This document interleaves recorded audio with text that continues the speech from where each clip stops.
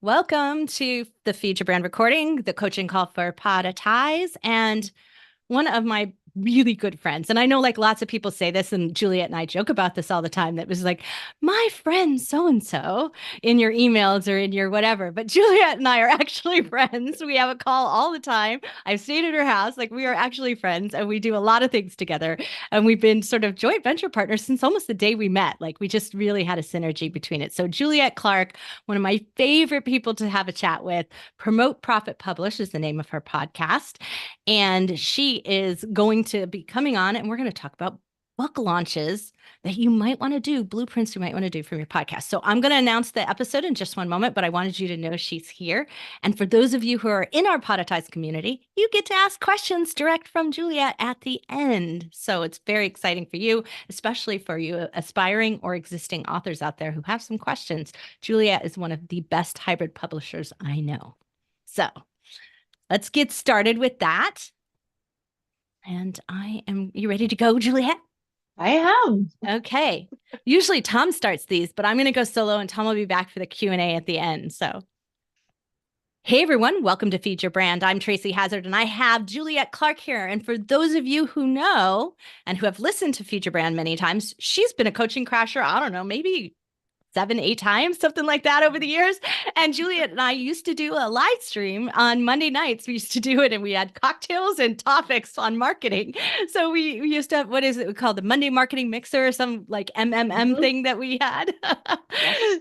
So Juliet Clark has Superbrand Publishing. It is a hybrid publisher. She can go into great detail about all the things that it does, but her experience helping authors launch their books is just tremendous. There are so many pitfalls, content issues. There are contract issues. There are marketing issues. Marketing is the number one. And she has something fabulous called Traffic School. And Traffic School for Authors is really about getting traffic to your book. It kind of sounds like exactly what we need for our podcasts too. And Juliet talks about that and interviews great authors in Promote, Profit, and Publish, which is her podcast that, I don't know, how many episodes are you in on that one? I just went over 300. I think I'm at like 305. You guys were my guests for 300. That's right. That's right. We did the 300th. I forgot about that. And so, yeah, it was only like a month ago, but it feels like, but anyway, that's amazing. So congratulations, 300 episodes. Fantastic. And it works, right? It's been working for you. It serves your authors and it gives you lots of content and it's moving things through to get attention and audience, but it's not enough. Yeah. It's not, mostly I use it for content. I'm not really big on, I don't consider like that a hub of ROI. It's what I get from it that is my ROI, which is just like a book. That's right. It is just like a book. So let's talk about this because today what we really wanted to talk about is the podcaster's book launch print, right? Like, so we're really talking about this idea of if I already have all these episodes and all this content, do I already have a book? You probably do. Books, I would say for podcasters, are about solving problems. And if you have a lot of episodes, you probably have a key point that you coach or, is your message that you have done in several different ways that you can take, 8 or 10 of those podcasts, and especially if they're using you guys where they're transcribed, you have a book. You can take that transcription and sort of finesse it, add more information if you want to, or take some out, and you have a smaller book most of the time. Well, and when I did my first book that never got published, it was exactly that, right? You were speaking into a microphone. You were speaking your way to your book. So it's not all that different, but now you've just done it over time instead of sort of sat down in that. I don't know. I felt like it was contrived when I was doing it in that way. But when I do my podcast, it doesn't feel contrived at all. It flows. It does. And I think it flows because it's just your natural. You're being yourself. When people sit down and write, they're worried about grammar, they're worried about spelling. And I will be really transparent. I'm not a great writer. I'm a good storyteller. And so when I wrote my fiction novels, I didn't care about grammar and spelling. I would just have a rock star, 3,000 word day. Now, I will admit that later when I went through editing and went back, I would think I had a great writing day and I'd go, oh my God, what the hell were you thinking? Because, like pair, two people would be PEAR, which I know better, but in that moment, you're just, whoosh, writing away. So I think That's that's okay. one of The the, AI translate does that anyway. well, So we you didn't just have gotta it. check for it. We didn't have AI back then, but I think the reason that it comes out so much better from the transcription is because you're being yourself. So the way you speak comes through, the way your personality comes through, and a lot of times when we're just writing from a like an outline, we try to be too formal, and the real us doesn't come out. That's what I was going to say. I think it's an energy issue because what I do is I've seen like people who are great speakers and then I go to read their book and I think, this is the most boring thing I've ever read. Like it's so awful. It's too, I'm going to say like too static. Yeah, yeah. Not only that, I won't mention who the authors are, but you and I have had discussions about boring, and I've heard that story so many times I could tell it myself now.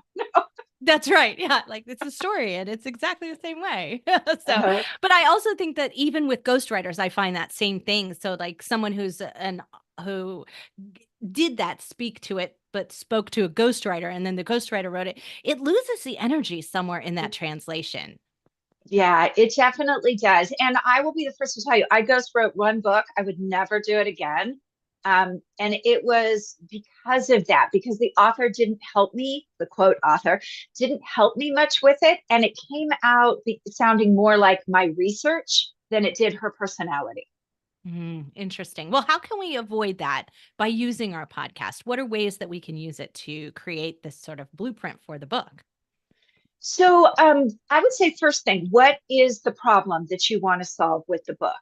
And then go back through your episodes and choose, I would say up to 10, because you don't want to make a book too long these days.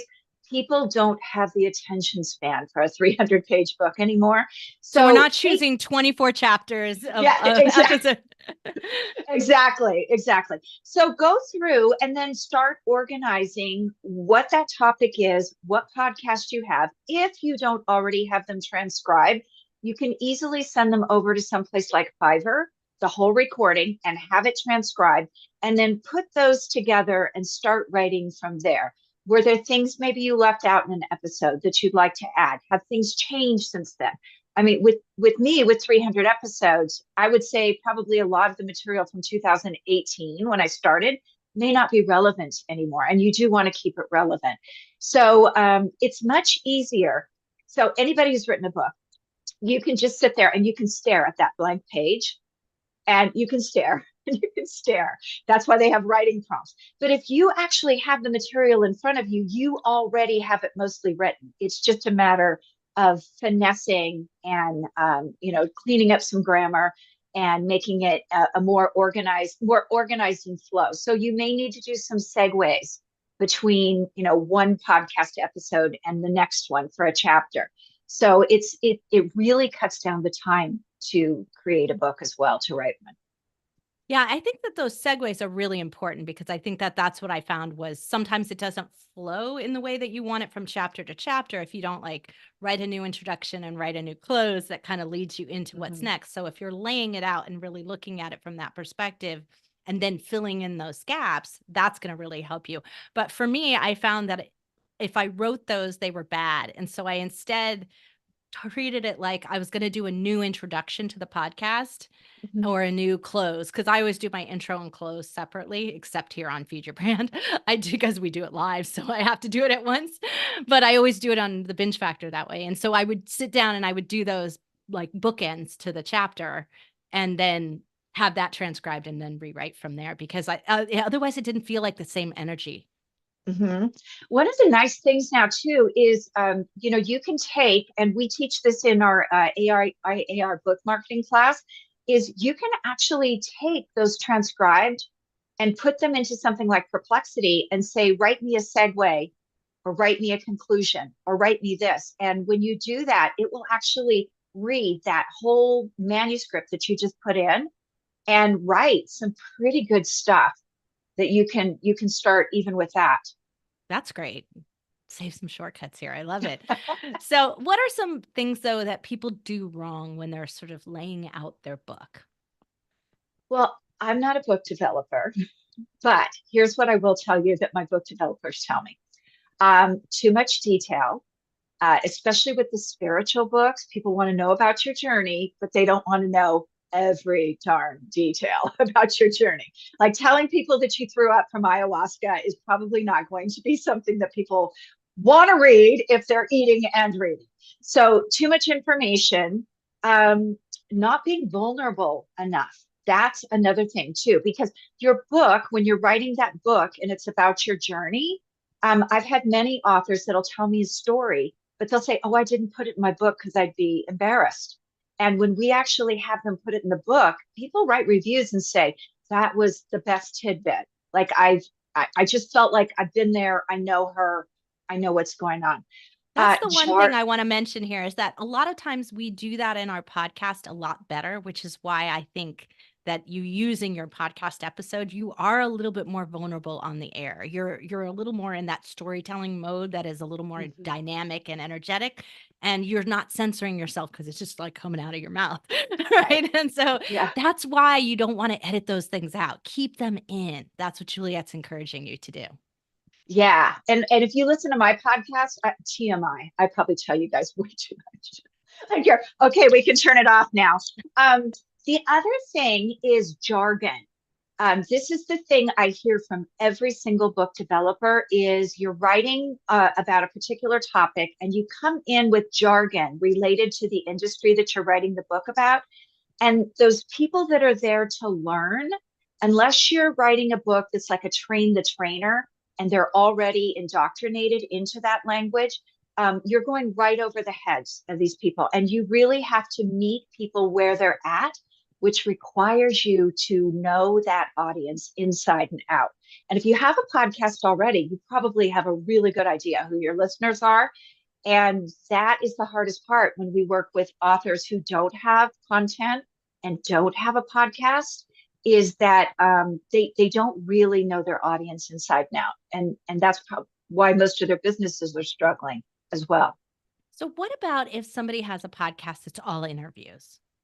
What are some best plans or best practices and things that they might want to try and do to create a good book?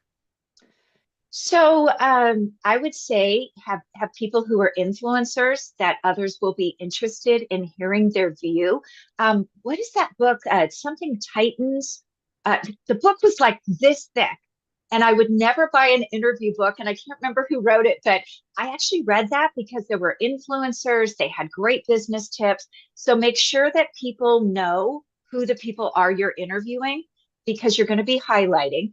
Um, And when that's you write okay if they're in an industry and people know them, right? Right. So, you and I have talked about real estate in the past. And if you're someone who's listening to real estate thank you. Titles of Titan, Tim Ferriss. Thanks, Nazanin. Um, if you're like in the real estate industry, people know who the podcasters are. People know who the big guys are, the coaching programs, the Tom Ferries, the Mike Ferries, the Todd Duncan programs, if they're mortgage brokers. So if it's people like that, then your audience is going to automatically know who they are and they're going to be interested in seeing what these big players have to say. Yeah, so that's really important. So you want to choose someone who's not only going to do a good job of sharing your book later, because you definitely want that to happen, Yes. right?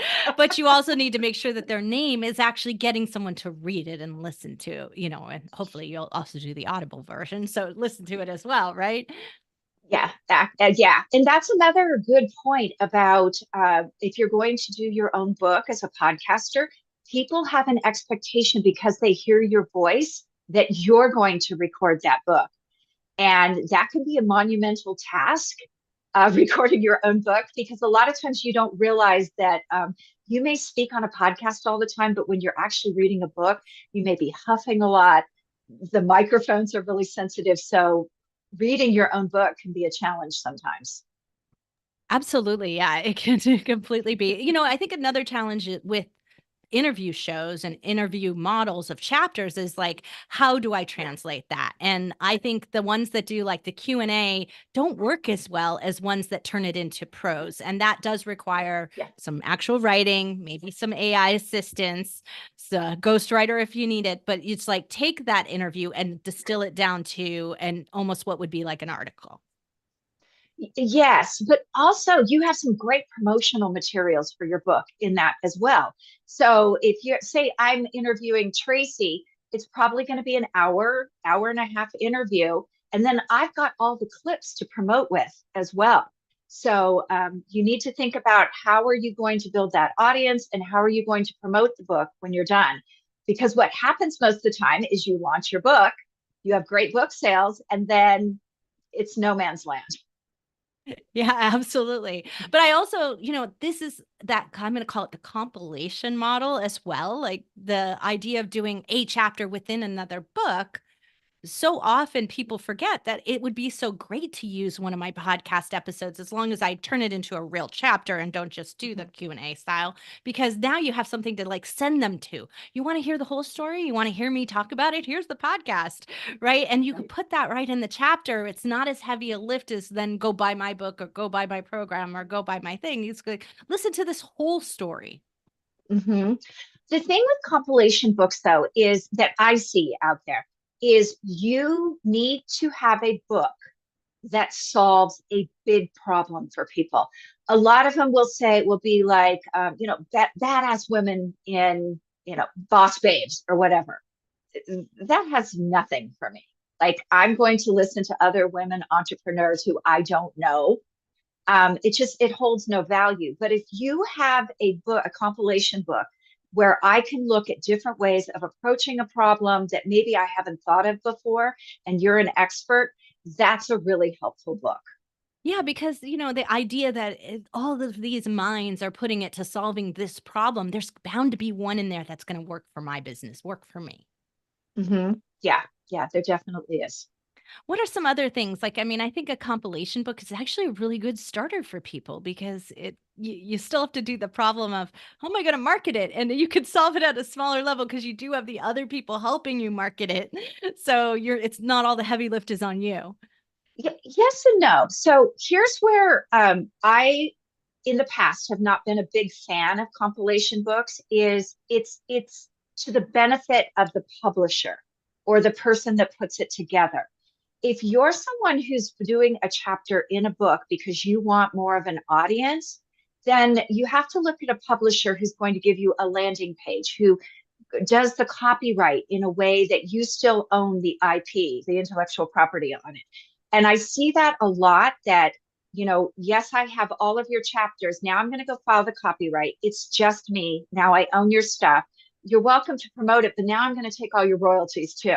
So I think if you can come up with a compilation model that provides promotion and audience for each individual, it is a much stronger promotional tool for people. Yeah.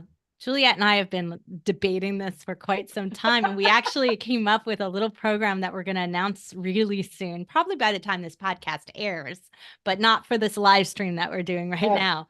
But we have a little program. So if you're in the real estate industry, you're going to want to you're going to want to come check it out and stay tuned and go back to the episode at podcastersunited.org to check out the link to what we're doing in this compilation model, because we think it's really broken.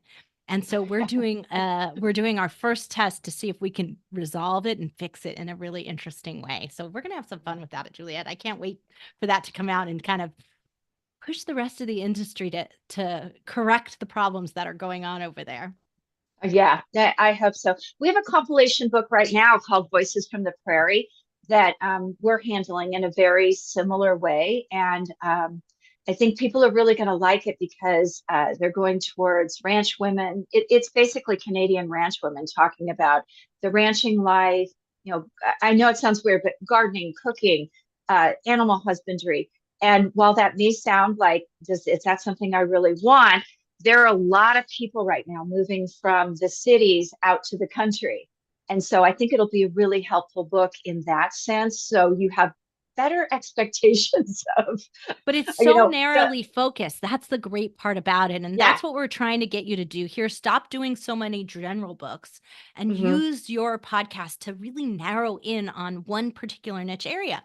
We have a great podcaster, John Livesey, who has been with us for probably the whole time we've been in business here. And he has done 5 books. He does like one every year, and he does it Wow. from his podcast, and it's always got a different angle. So one year he did it on selling, another he did it on storytelling. Like it's just he's always doing it. So then it's his sort of new marketing message for the year as well.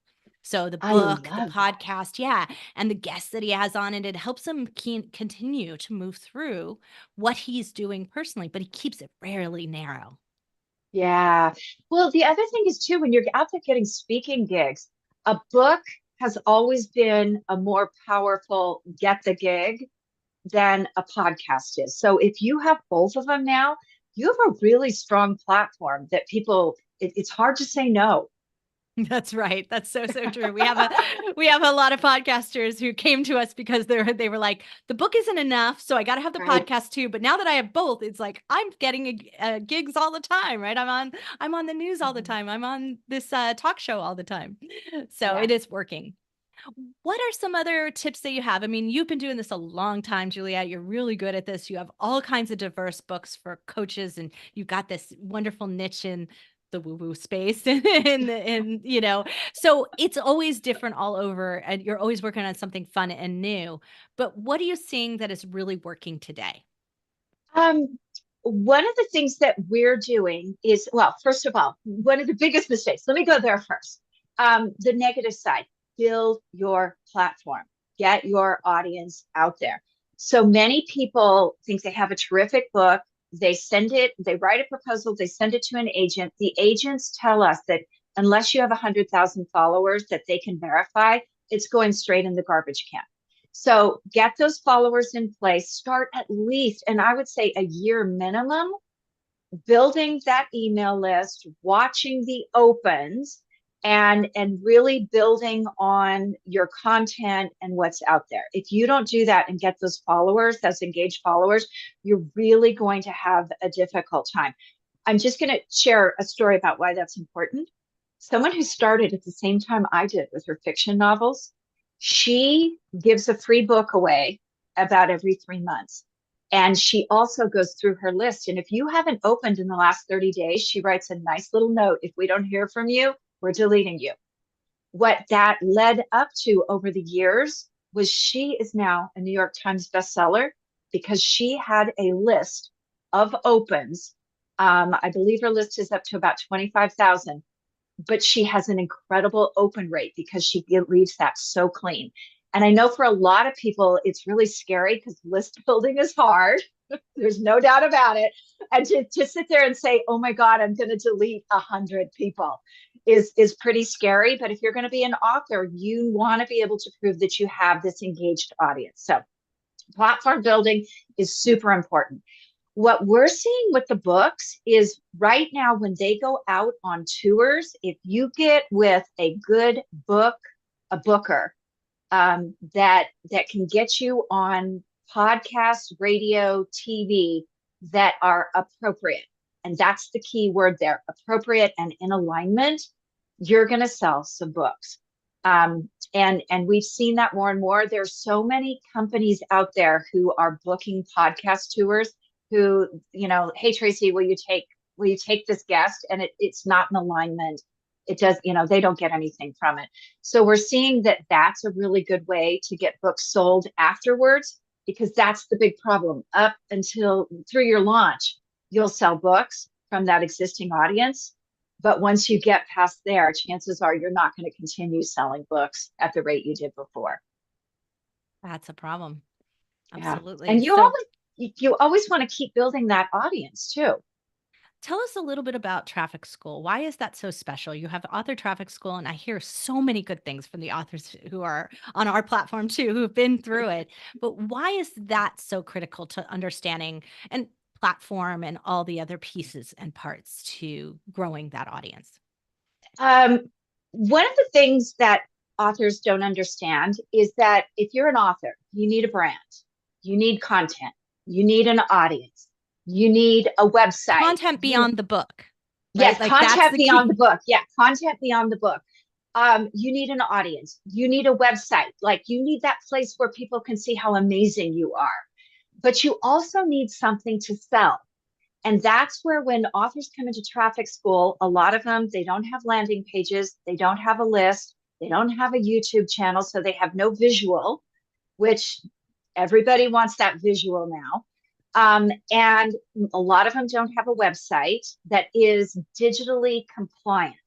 So a lot of our woo-woo people are psychologists and they use Squarespace. You can't do digital marketing on Squarespace. It's an impossibility. For those of you listening, you've heard Melanie Gorman on here. You've heard Tom on here. We beat that one like to a pulp on it. Yeah, absolutely. Like get a real website, get it on WordPress. And there's a reason for it. And this is it, because it's not going to drive you outside traffic. Yeah, because there are a lot of really great promotions you can do. The buy this book, pay for shipping. It doesn't work anymore because book printing has become so expensive.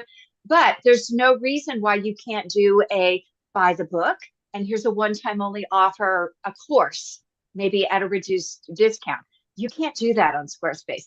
We tried it. And we tried it. We even got Squarespace involved. You can't do it. So you do need that WordPress.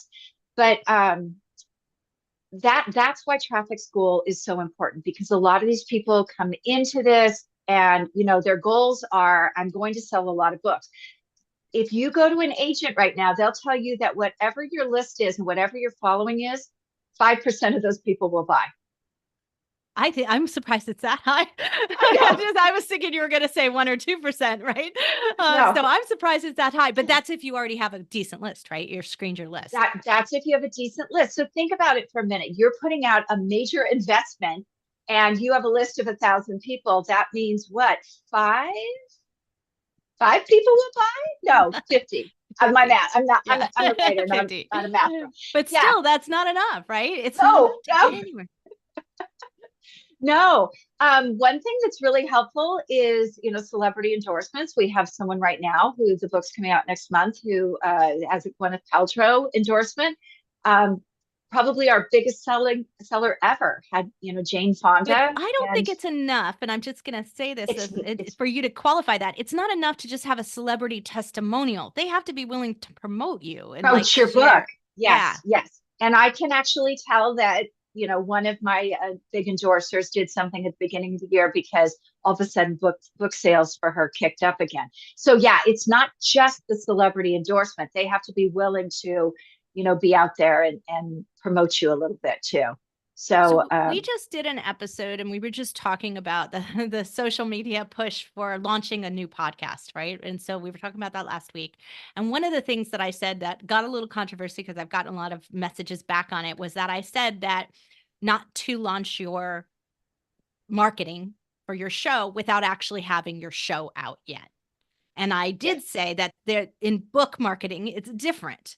But in what we're finding is that if you try to market a podcast and you don't have a subscribe link, right? Because you can't subscribe to it, nobody goes to a landing page to fill out their information for a podcast listening. It's too passive. And so it just isn't working like that.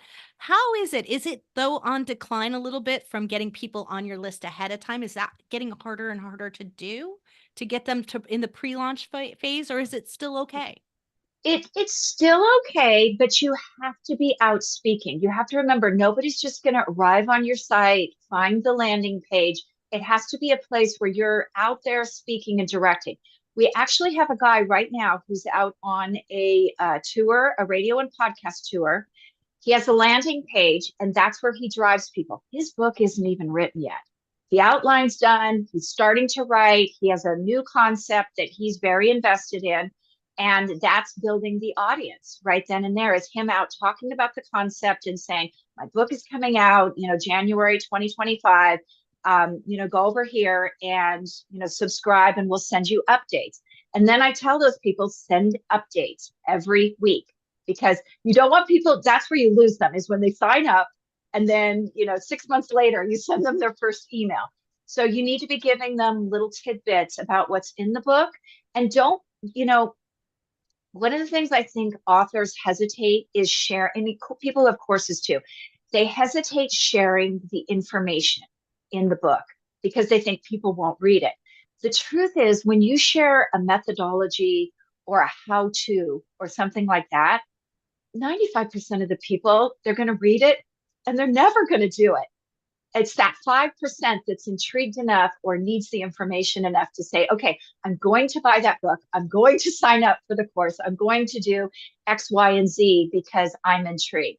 So, you can't overshare when it comes share to freely. the Like, I information. Yeah. agree. I can't tell you how many authors I've had on, who will just be so stingy with their information. Oh, it's in the book. Please don't do that when you do it in a podcast interview. It is not going to work with the audience. They will never buy the book at that point. Yes, I actually sent you one of those that did it, and I was shocked because she actually had a really good publicist who should have told her that. Right, exactly. Well, is there anything else we should know before we go about launching a book from our podcast? So, no, I think it's just the problem solving. Make sure that the book is solving a problem that people are telling you they have. So maybe a little bit of market research there. Make sure that the problem is actually a problem before you go and write the book. Well, and that's my tip on the other side of it, on the podcasting side of it, is that you have some information, use it. You have statistics in your podcast portal, wherever you're publishing your show from. You can see the episodes that are flying. You can see the guests that are doing a good job of sharing because their episodes have more listens than other episodes. You can see what's happening in the chat on social media. Are they getting comments? This is a good way for you to tell whether or not this episode is working for you, or this topic area is working for you, and do some resharing. Say, hey, if I wrote a book on this, what do you think? Why not? Check it with your audience. Do some work at the beginning before you really do a lot of work afterwards, and then it Yeah, doesn't resonate. yeah, exactly. And here's one thing else too. Check out the competition when you're writing a book. I think that is probably the biggest thing, is that people who write books, they don't do the market research. They have an idea, they think their idea is amazing, but if I would encourage you to look at your competition, figure out what they're doing, and make sure that you have a different spin on whatever that problem is. And I would actually say, if you have something out of the box, people are going to buy the book, because there are too many books out there that say the same thing over and over. And to give you an example, I have had 3 people bring me the exact same book that they got from a coaching program, where they said, here's a book, here's some materials, this is how you sell it. And they bring me the already written book and say, can you publish this? And I will show them that 3 or 4 other people have already published this book. And it's exactly the same thing. So make sure that you're writing your own content, your own original material, but also research and make sure that what you're putting out there is different and exciting, and that people actually want it. Well, Juliet, thank you so much for being here. Everyone, Juliet Clark, Superbrand Publishing, promote, profit, publish, in that order. Keep that in mind as you listen to our podcast. And as always, Juliet is a coaching crasher here and a high-level partner. So we refer all of our clients to her, and she's a resource for you as well. So you can go to podcastersunited.org and you can connect up to all her things. And as we get a little more sophisticated in our Podcasters United nonprofit growth, Juliet is one of the main partners and sponsors here. So she will be, all of anything that she's offering and available to podcasting community will appear on the website. So everyone, thank you for being here with us. We're going to pop off and end Feed Your Brand, and we're going to pop off and take questions from our Podetize community. Thank you.